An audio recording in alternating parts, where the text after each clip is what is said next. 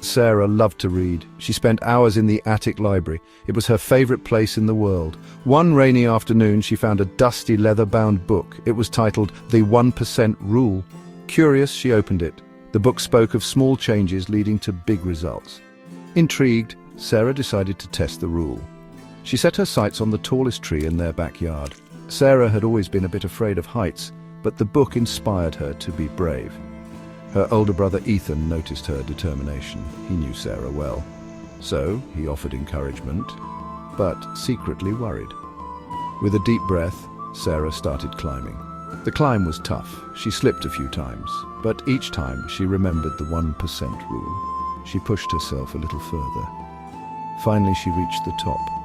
The view was breathtaking, and there, nestled in the branches, was a glowing acorn. As soon as Sarah touched it, the world around her began to shimmer and change. Sarah found herself in a strange forest. The trees whispered secrets in the wind. The air hummed with unseen energy. Suddenly, the acorn in her hand pulsed with warm light. It transformed into a small winged creature with sparkling eyes. "Greetings," the creature chirped. "I am Pip, your guide. You have stumbled upon a world beyond your own, a world of magic and challenges." Pip explained the 1% rule had led her here.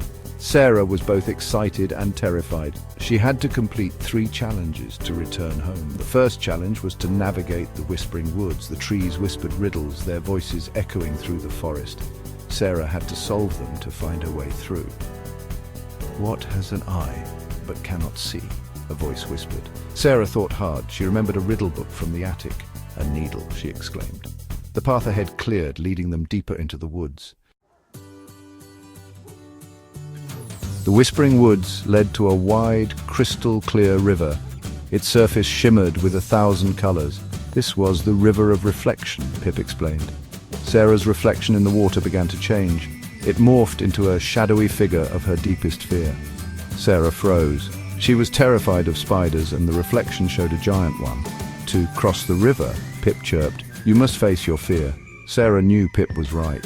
Taking a deep breath, she closed her eyes and jumped. She landed in the cold water. When she opened her eyes, the giant spider was gone. Only her own reflection remained. Sarah felt a surge of pride. She had faced her fear. The river current gently pushed her towards the opposite bank. She had overcome the second challenge. The next challenge awaited in the puzzle caves. The caves were dark and twisting. Strange symbols glowed faintly on the walls. "These caves test your patience and focus," Pip explained. "You must decipher the symbols to proceed." Sarah examined the symbols. They seemed familiar, like something out of her history books. She realized they were ancient hieroglyphics. Carefully, Sarah started deciphering the symbols. Each one she solved lit up the path ahead. She had to focus. One wrong move could lead them astray.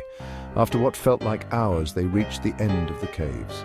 A giant door barred their exit. Above the door was a final puzzle. It was a riddle written in hieroglyphs. "I have cities, but no houses, forests, but no trees, water, but no fish.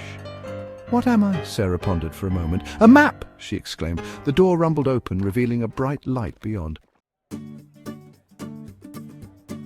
Section 5, The Cloud Kingdom. Sarah and Pip stepped out of the cave. They found themselves in a kingdom that floated among the clouds. Fluffy sheep grazed on clouds that looked like cotton candy. People with wings soared through the air. This was the Cloud Kingdom, ruled by the wise Cloud King. He was the keeper of the map Sarah needed to find her way home. The Cloud King agreed to give Sarah the map, but only if she could beat him in a game of wits. Sarah loved puzzles and riddles, so she eagerly accepted the challenge. The Cloud King posed riddles that twisted and turned, testing her logic and creativity, but Sarah was up for the task. With each correct answer, a piece on the game board moved. Finally, after a tense game, Sarah outsmarted the Cloud King. He chuckled, impressed by her wit. "You have earned your reward," he boomed, handing her a map woven from starlight.